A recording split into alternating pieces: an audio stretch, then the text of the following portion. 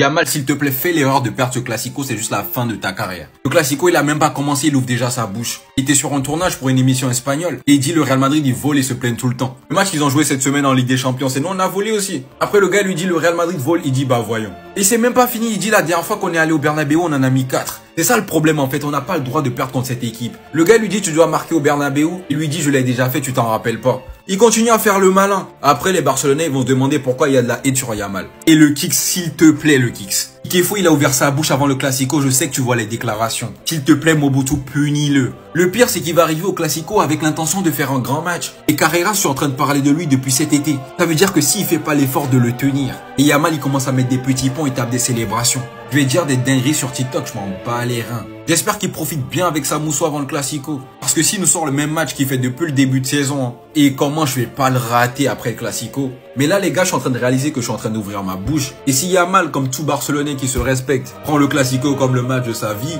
je pense que je vais arrêter TikTok, les gars. Je pense que...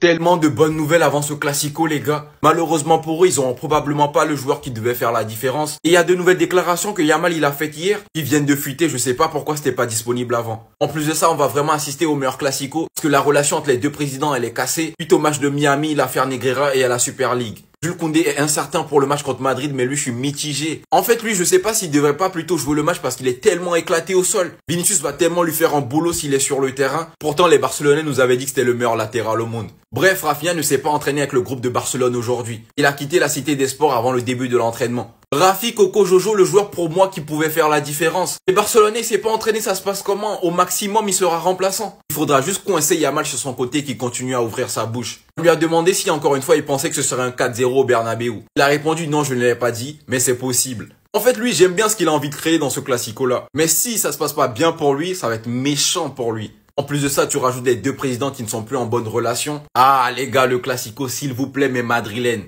S'il vous plaît, mes madrilènes, c'est vraiment l'un des seuls Classicos qu'il faudra aller gagner. Tout le monde s'est posé la question, comment ça se fait que cette action de Vinicius, regardez bien, qui va finir sur le poteau, a été comptée comme passe décisive pour le but de Bellingham. Regardez.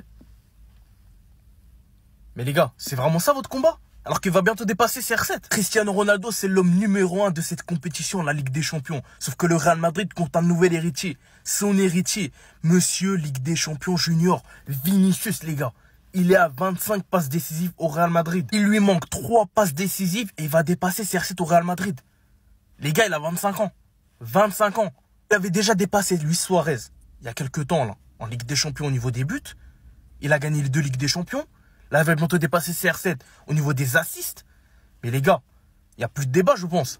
C'est légende du Real Madrid maintenant. Il manque la régularité, mais ce qu'il fait sur les campagnes de Ligue des Champions, il n'y a pas un seul joueur qui est plus décisif que lui. Sur les 4-5 dernières années, c'est le numéro 1 sur tous les domaines. Le nouveau CR7 de la Ligue des Champions. Il a que 25 ans, on le rappelle. Donc s'il y a des passes décisives comme ça qui finissent sur le poteau, il faut les compter. Vous avez la mémoire courte, vous croyez qu'on a oublié ce que Mbappé avait fait la saison dernière? Je vais tout mélanger, ramenez-nous Liverpool. Ils nous ont humilié notre joueur. Ils lui ont fait la misère. Van Dijk l'a mis dans cette position. Et vous croyez qu'on veut pas notre revanche? Et on tourne pas la page aussi facilement. Et vous vous posez la question, on va regarder quoi entre Real Madrid-Liverpool et PSG Bayern? La question elle est vite répondue. Le plus dur c'est Van Dijk. S'il fait pas le pire match de sa vie, lui à Anfield. Ah vas-y. Moi je veux qu'un scénario. Qu'un seul. Il y a un 3-0 net précis. Triplé de Mbappé. Sinon, je serais pas satisfait. C'est devenu le meilleur joueur du monde. Il n'y a pas de débat. Statistiquement, il est là. Donc, gars, c'est là qu'il faut faire les stats. C'est le 4 novembre. C'est à cette date-là. Il faut rappeler que quand cette photo est sortie, tout le monde, moi-même compris, on dit que Mbappé était fini. Qu'il allait jamais revenir à son niveau. Que c'était impossible. Mentalement, ça n'allait plus. Mais au final, il nous a fait fermer nos bouches juste après. Avec le match face à l'Atalanta, par exemple. Et statistiquement, il est devenu irréprochable. Par contre, dans le jeu, bien sûr, vous me connaissez. Elle a toujours un mais, parce que son travail en tant que numéro 9, elle le fait à moitié. On peut le dire enfin, on y est. Ça y est, les gars, c'est tout proche. Je n'accepterai pas une défaite, une fois de plus. Je n'accepterai pas que le Real Madrid soit la serpillière du Barça encore une fois. Qui plus est, au Bernabéu. Je n'accepterai pas d'avoir peur d'ouvrir Twitter dimanche vers les coups de 18 h. Je n'accepterai pas de voir les joueurs du Real Madrid sans orgueil, sans dignité. c'est impossible à concevoir. Si le Real Madrid perd encore une fois au Bernabéu contre le Barça, après tout ce qui s'est passé la saison dernière, après les propos de Lamine Yamal hier soir, alors là, je pense parler pour tous les Madrilènes, descente il y aura. Descente. C'est sûr et certain. Les gars, dimanche il y a le Classico. L'année dernière à la même date, 26 octobre 2024. Le Barça avait gagné 4-0 au Bernabéu. Cette année, le match c'est aussi le 26 octobre 2025. Qui vous voyez gagner? Je veux un score exact. Donnez-moi le score exact. La saison dernière, on s'en rappelle tous. Il y avait eu 4 matchs. Les 4, le Barça, ils ont battu le Real. Mais là, c'est une nouvelle saison. On peut tout recommencer à zéro. Donc, qui va gagner? Là, on veut le score exact, les gars. Mettez en commentaire le score exact. Le Real, ils ont pas le droit de s'afficher une deuxième année d'affilée au Bernabéu comme ça devant tout le monde. 4-0 déjà, c'était beaucoup trop. Donc cette année, ils ont pas le droit de faire ça. Ils sont obligés de nettoyer leur honneur. Maintenant, le problème, c'est comment stopper l'armada offensif du Barça. Parce qu'en ce moment, Rashford, il est bon. Lamine Yamal, on sait très bien, dans les gros matchs, il est souvent présent. Donc va falloir un Real solide. Maintenant, à l'inverse, la défense du Barça est très faible. Donc si on a un Vinicius en forme, un Kylian Mbappé qui prend bien les espaces, il y aura des trous dans la défense du Barça. Donc ça va être chaud, ça va être chaud. Les deux équipes, elles ont des points faibles. Maintenant, mettez le score exact.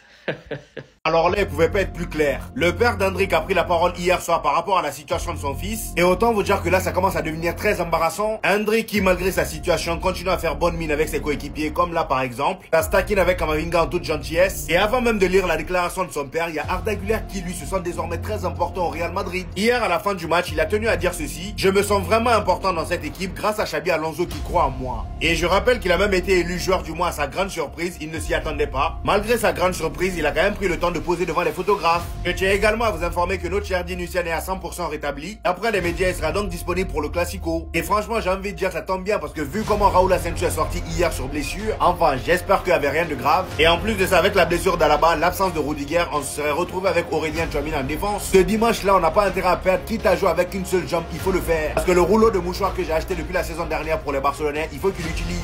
La saison dernière, je l'avais acheté, c'est moi qui ai fini par l'utiliser. Cette fois-ci là, c'est leur tour. On termine les amis avec notre cher Hendrick. Hendrick est vraiment dans une grosse galère au Real Madrid. Clairement, Xabi Alonso l'a montré et nous a montré qu'il ne comptait pas sur lui. Il y a donc son père qui a pris la parole hier en story Instagram et voici ce qu'il dit. En s'adressant à son fils, il dit: ton moment viendra, que ce soit au Real Madrid ou dans un autre club. Mon fils, continue à avoir cette humilité en parlant de cette action où Hendrick a pris le temps pour venir signer les autographes. Ton moment arrivera, que ce soit au Real Madrid ou dans un autre club. Donc là, ça nous montre que maintenant, dans leur tête, ils sont prêts à partir. Regardez-moi cette action de Valverde hier.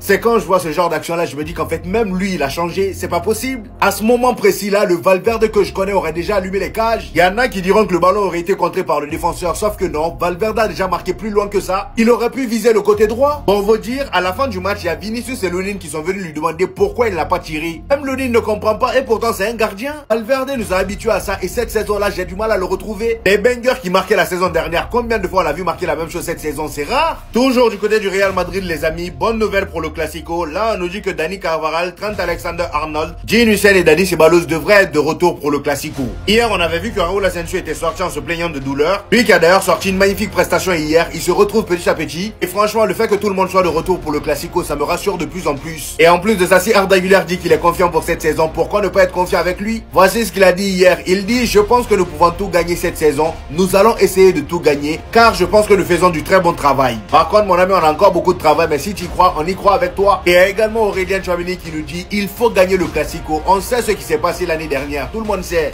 Mais ça n'a plus d'importance maintenant, il faut mieux jouer. Nous sommes en bonne forme maintenant et nous devons le prouver dimanche. C'est ce qu'on attend.